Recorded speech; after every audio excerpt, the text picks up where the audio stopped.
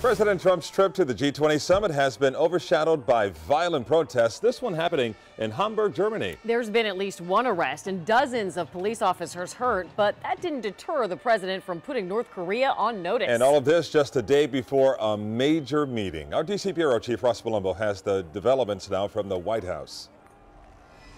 Ginny and Calvin, in just a few hours, the president meeting with Russian President Vladimir Putin. All of this coming after a day of dramatic protests. The president traveling to two different countries and getting two very different welcomes.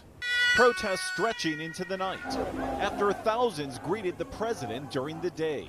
Trump in Germany now ahead of the G20, meeting with Chancellor Angela Merkel, even this time shaking her hand.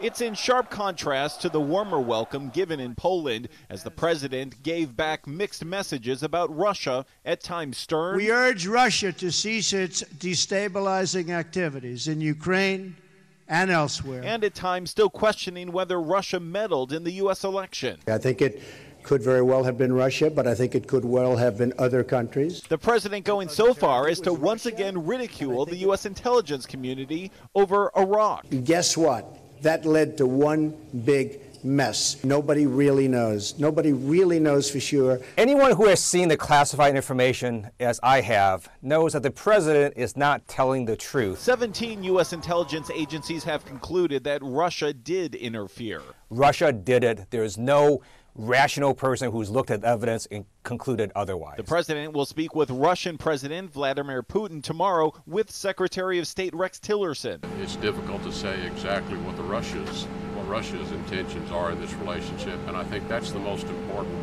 part of this meeting. Also today, condemnation from the president on North Korea's missile launch. It's a threat, and we will confront it very strongly. His Secretary of Defense adding, though, that the danger of war is still far off. I do not believe this capability in itself brings us closer to war.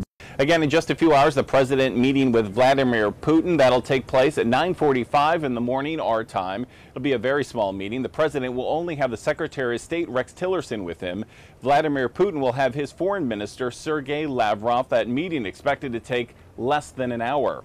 For now, it's the very latest from the White House. I'm Ross Palumbo, Local 10 News.